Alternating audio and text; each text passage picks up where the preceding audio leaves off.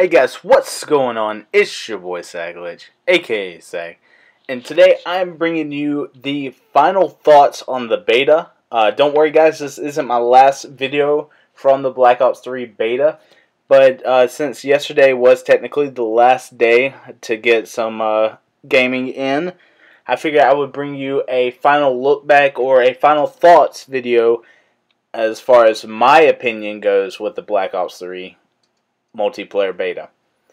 And first I'm going to start off by showing you guys a little bit of everything and speaking about what I've used, what I've thought overall, and both the we're going to start with Specialists, then I'll work our way from there. So first off, we're going to pull up Specialists and we're going to look at Ruin. Ruin he had gravity spikes and he had cybernetic legs. The gravity spikes, I feel, would be great in a objective-based game like Domination or Hardpoint, something of that matter. I thought there would be a little bit of more of a area that the gravity spikes would hit, but wasn't overly surprised about that. The legs I did not use, but I believe they make you run faster. Outrider I used a lot. The Sparrow Bow, that thing is legit, guys. I'm going to bring you a montage here soon with it. And the other ability it has was the ability to foresee the area around you.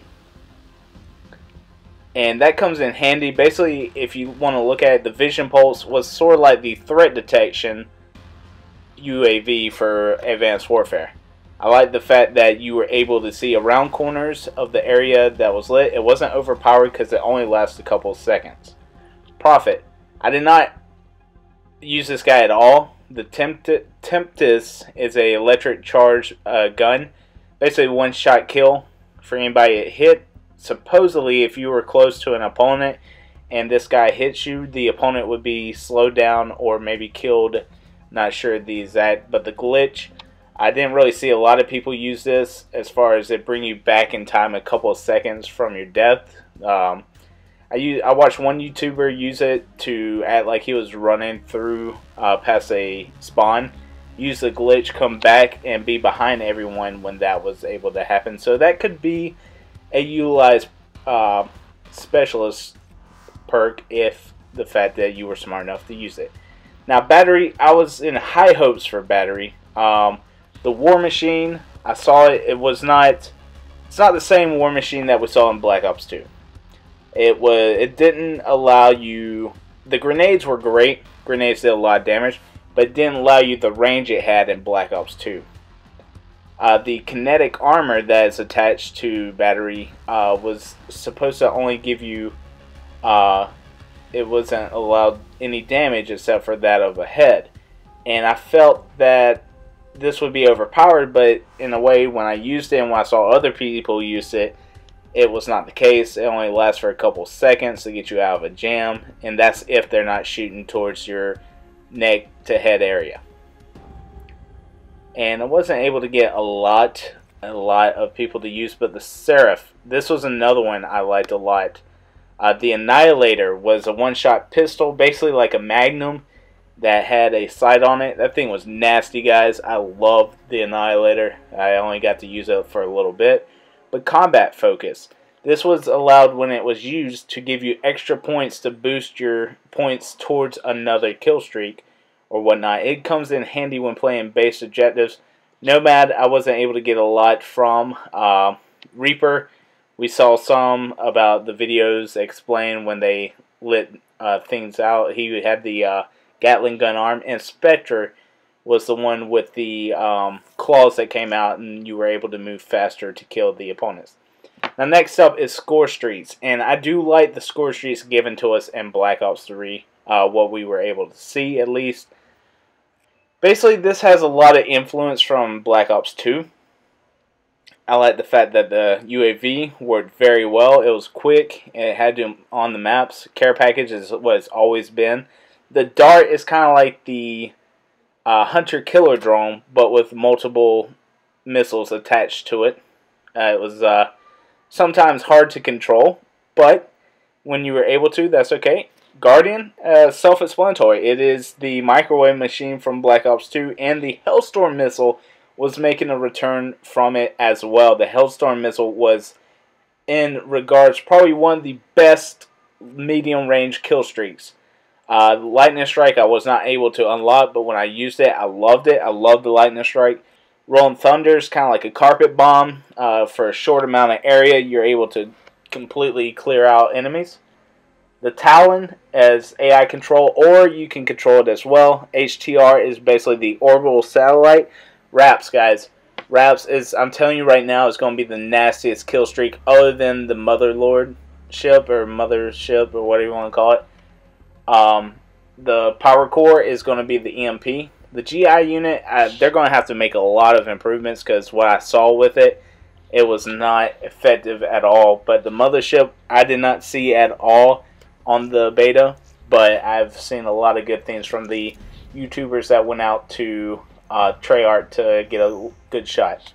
So one of the biggest focuses were the guns of Black Ops 3 and how were they going to be received. The Kuda.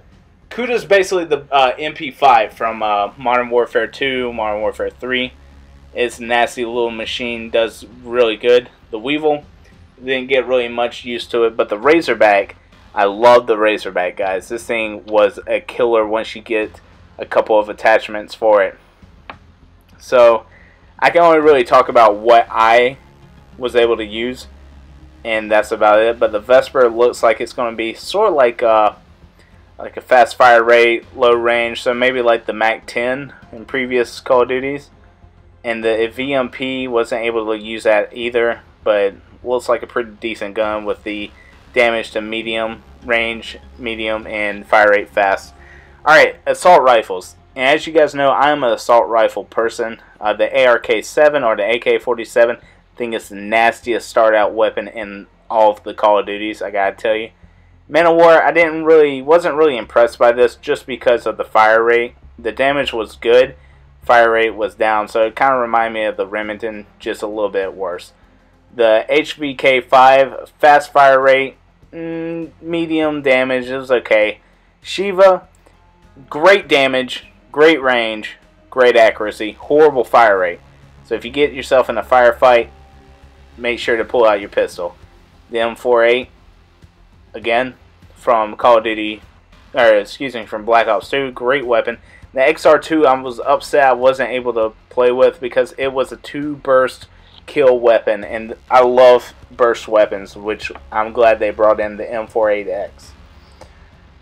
Light machine guns, I was surprisingly, very pleasantly surprised with these. The Dingo, guys, this, I'm telling you right here, this is probably the most underrated weapon in the beta.